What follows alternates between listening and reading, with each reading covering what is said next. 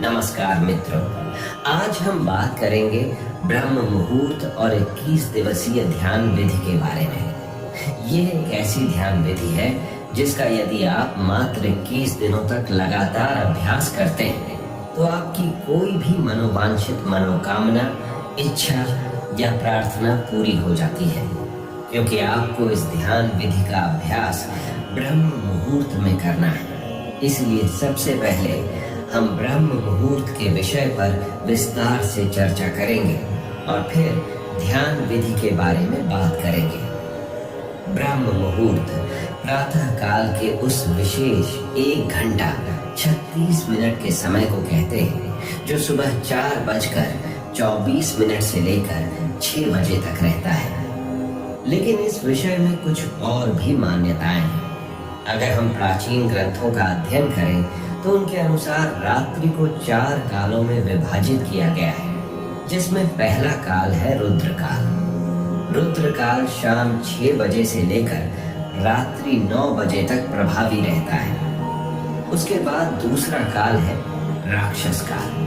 राक्षस काल रात्रि 9 बजे से लेकर 12 बजे तक प्रभावी रहता है। फिर उसके बाद तीसरा काल है गंधर्व काल।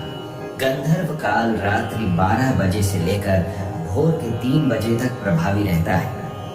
और फिर आता है चौथा काल, यानी कि जिसे अंतिम प्रहर भी कहा जाता है, वह है मनोहर काल। मनोहर काल भोर के 3 बजे से लेकर सुबह के 6 बजे तक प्रभावी रहता है।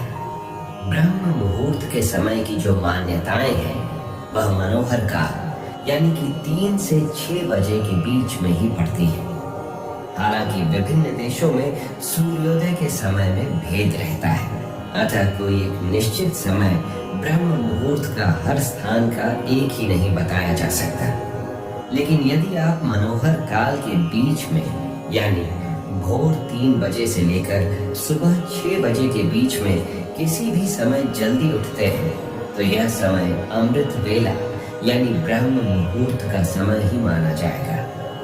अगर हम ब्रह्म मुहूर्त का शाब्दिक अर्थ को समझने की कोशिश करें तो ब्रह्म का मतलब होता है देव, अर्थात जो ज्ञान के देवता हैं, और मुहूर्त अर्थात समय खंड, यानी एक ऐसा समय जिसमें हम ज्ञान को समझने का प्रयत्न करते हैं, यानी कि ज्ञान को समझने का जो समय है उसको हम ब्रह्म मुहूर्त कहते हैं।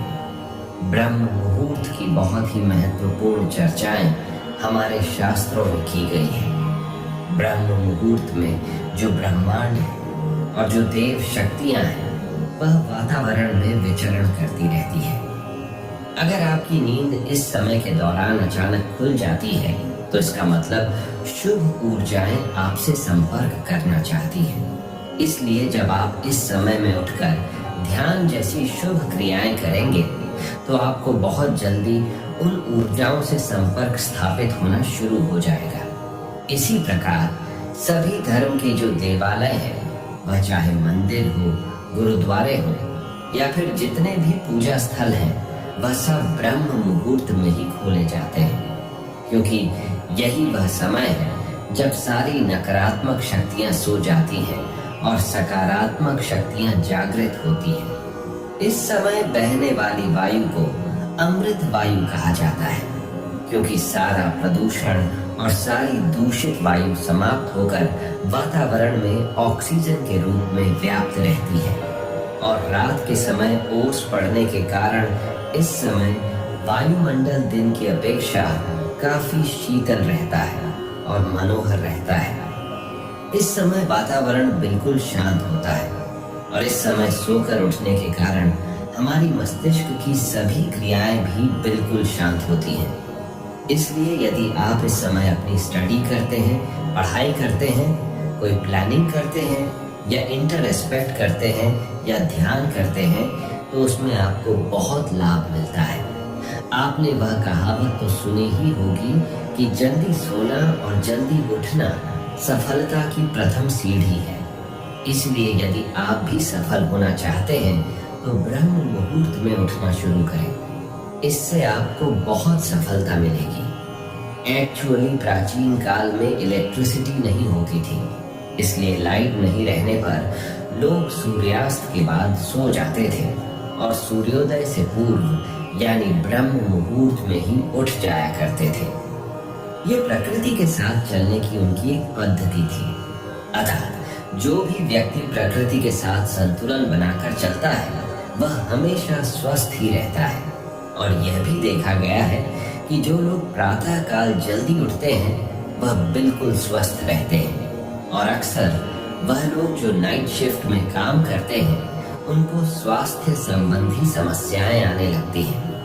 कहने का तात्पर्य यह है कि अगर आप प्रकृति के साथ मेल जोल बनाकर चलते हैं तभी हम स्वस्थ रहते हैं, लेकिन अगर हम प्रकृति के खिलाफ चलना शुरू हो जाएं तो हमें शारीरिक रूप और मानसिक रूप से समस्याएं आनी शुरू हो जाती हैं। अब तक आप समझ चुके होंगे कि ब्रह्म मुहूर्त क्या है और इसका महत्व क्या है।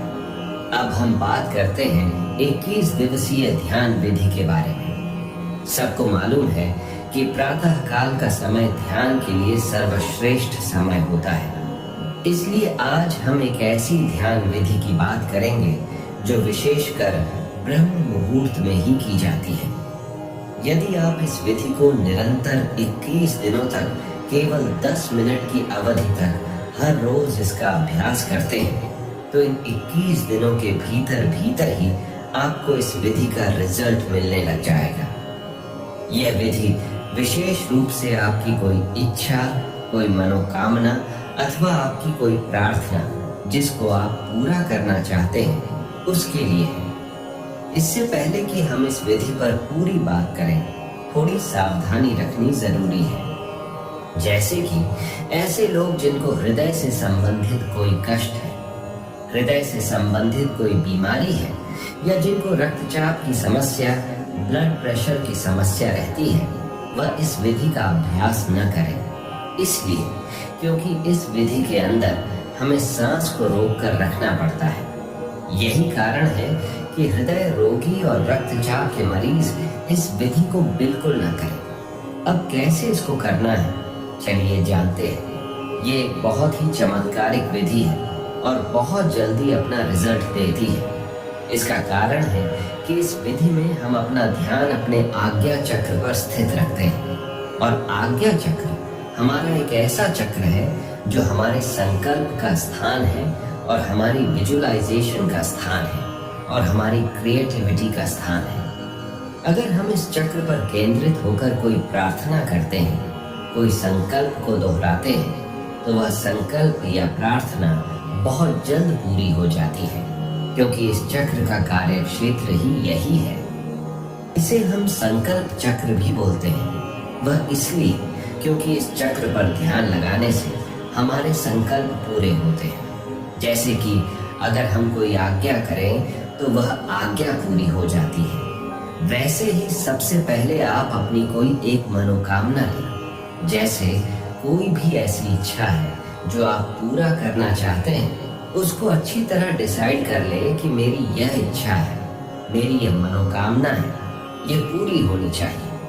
क्योंकि आपको 21 दिनों तक केवल उसी इच्छा की पूर्ति के लिए ही इस ध्यान विधि का अभ्यास करना है।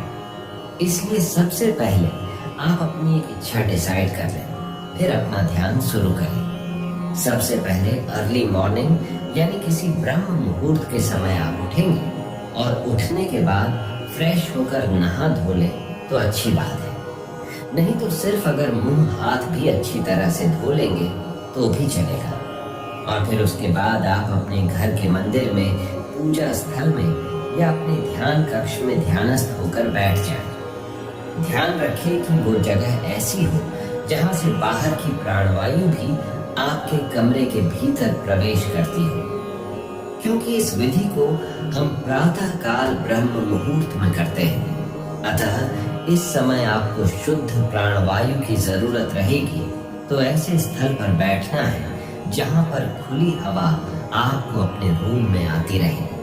और जब आप ध्यानस्थ होकर बैठे तो कमर सीधी करके और गर्दन सीधी करके दोनों हाथों को घुटनों पर रखकर बैठ जाएं। इसके बाद मुट्ठी बंद कर लें और पहले 2-3 मिनट अपने मन को शांत करें और शरीर को स्थिर करें। जब आपका मन शांत हो जाए, शरीर स्थिर हो जाए तथा श्वास सामान्य हो जाए, फिर आपको अपना ध्यान अपनी आज्ञा चक्र पर लेकर जाना है।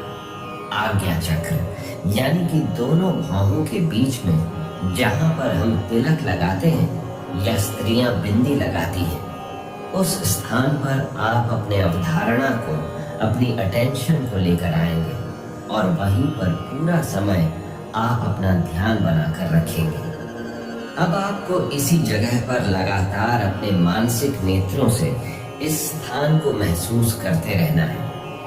जब आप अपने मानसिक नेत्रों से इस स्थान को महसूस करते रहेंगे तो अपना ध्यान यहाँ पर बनाए रखेंगे। फिर आप एक लंबी गहरी सांस भरेंगे और लंबी गहरी सांस भरकर उसको अंदर ही रोक कर रखेंगे। जब आप अपनी सांस को अंदर भरकर रोक लेंगे और उस दौरान आपका ध्यान भी आज्ञा चक्र पर टिका रहेगा, उस समय आप अपने इष्ट देवी देवता या गुरु का चित्र अपने आज्ञा चक्र पर देखेंगे और अपने इष्ट देवी देवता या गुरु का चित्र अपने आज्ञा चक्र पर देखते हुए और सांस को अंदर रोक कर रखते हुए आप प्रार्थना या संकल्प करेंगे या अपनी इच्छा को दोहराएंगे। जो भी आपकी इच्छा है, एक लाइन में उसको दोहराना है कि हे गुरुदेव या है मेरे परमात्मा, जिनको भी आप मानते हैं उनके आगे आप प्रार्थना करेंगे कि मेरी इच्छा पूरी हो। और तब तक आप उस इच्छा को दोहराते रहेंगे जब तक आपके अंदर उस सांस को अंदर रोक के रखने की क्षमता है। वो सांस अपने अंदर 10 सेकंड भी रोक सकते हैं, 20 सेकंड भी रोक सकते हैं या फिर 30 सेकंड भी रोक सकते हैं। जितना हो सके मैक्सिमम टाइम तक बिना कष्ट के आप अपनी सांस को अंदर रोक सकते हैं। इसके बाद ध्यान आज्ञा चक्र पर बनाए रखेंगे और अपने मन की आंखों से अपने इष्ट देवी देवता या गुरु का स्मरण करते रहेंगे और बार बार अपनी इच्छा को रिपीट करते रहेंगे तब तक जब तक कि आपकी सांस अंदर रुकी हुई है। जब आपको लगे कि इससे ज्यादा आप अपने सांस को अंदर नहीं रोक सकते हैं तो फिर धीरे से मुंह से सांस को बाहर निकाल देंगे। याद रखें कि आपको अपनी सांसों को नाक से भरना है और बाहर मुख से निकालना है। इस तरह ये एक चक्र हुआ। फिर आप 15 या 20 सेकंड तक थोड़ा सा रेस्ट करेंगे और सामान्य स्थिति में बैठे रहेंगे। रेस्ट के बाद तुरंत दूसरा चक्र शुरू करना है, यानी कि फिर से एक लंबी गहरी सांस भरना है, सांस को अंदर ही रखना है। फिर अपने ध्यान को आज्ञा चक्र पर टिकाना है। इसके बाद अपने मन में इष्ट देवी देवता अथवा अपने गुरु का चित्र निहारना है और इन सभी चीजों के साथ दोबारा अपनी प्रार्थना को फिर से रिपीट करना है। अपने संकल्प को, अपनी इच्छा को फिर से दोहराएंगे और तब तक दोहराते रहेंगे जितनी देर आपकी सांस अंदर रुकी रहेगी।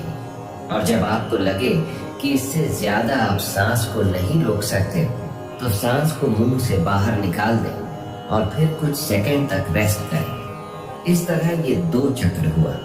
ऐसे आपको लगातार बीच में रुक रुक कर कुछ सेकंड रेस्ट करते करते अपनी इच्छा को बार बार आपको दोहराते जाना है और लगभग 10 मिनट तक आपको ऐसा 21 दिनों तक हर रोज करना है। क्योंकि ये एक पूरी विधि है, इसलिए आपको 21 दिनों तक सच्चे मन से इसे पूरा करना ही करना है।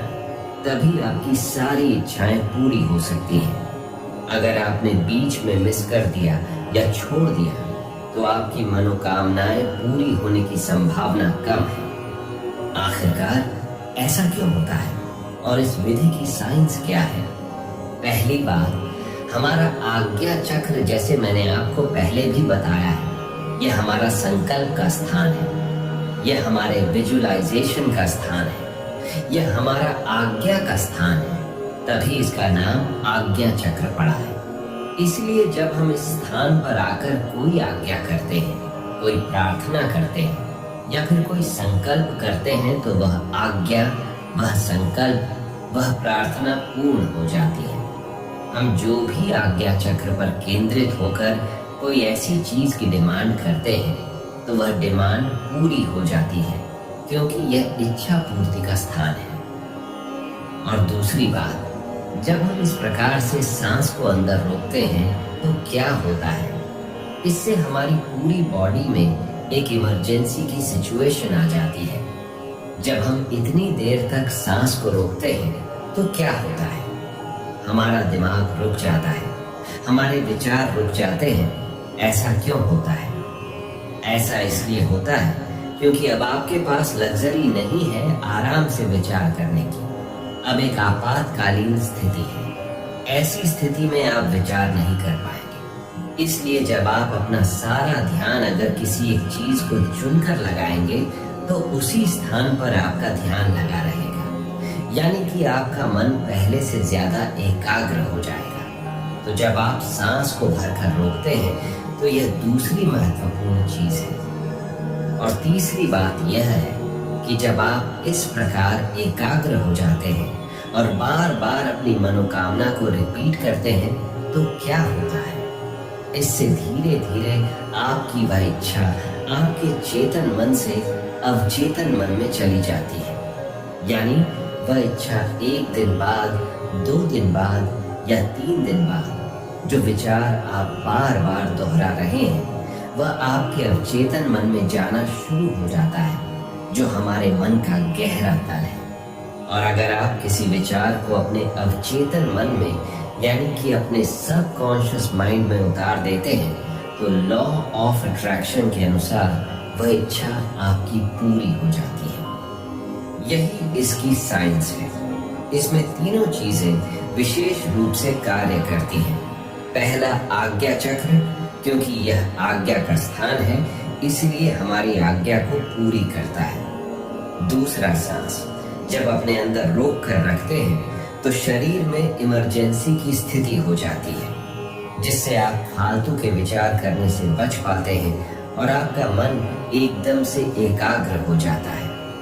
तीसरी चीज, जब आप अपने अवचेतन मन को खोल रहे होते हैं तब आपकी जो इच्छा है वह आपके अवचेतन मन में चली जाती है, जिससे उस इच्छा पूर्ति के द्वार खुलने शुरू हो जाते हैं। और एक और जो सबसे महत्वपूर्ण बात है वह आप इस विधि को ब्रह्म मुहूर्त के समय में कर रहे हैं। ब्रह्म मुहूर्त का समय की जो विशेषता है वह मैंने शुरू में ही आपको डिटेल में बता दिया है कि अगर हम कोई विधि ब्रह्म मुहूर्त के समय में करते हैं यानी प्रातः काल में करते हैं तो ये समय देवताओं का समय है, परमात्मा का समय है। अतः इस समय में आप अपने शुद्ध मन से कोई भी प्रार्थना करते हैं तो वह प्रार्थना आपकी जरूर सुनी जाती है। तो अब आप पूरी तरह समझ चुके होंगे। अगर आप भी कोई संकट में फंसे हुए हैं और आप उस संकट से बाहर निकलना चाहते हैं तो उस संकट से बाहर निकलने के लिए आप इस प्रकार से ध्यान करें। या आपकी कोई बहुत जरूरी कोई आवश्यक इच्छा है या मनोकामना है या कोई जरूरत है जिसे आप जीवन में पूरा करना चाहते हैं तो उस इच्छा या जरूरत को आप इस विधि से अपने जीवन में पूरा कर सकते हैं। एक बात और, ऐसी कोई भी इच्छा पूर्ति के लिए इस विधि का प्रयोग न करें जिससे दूसरे का नुकसान हो, अन्यथा इसके दुष्परिणाम के जिम्मेदार आप खुद होंगे।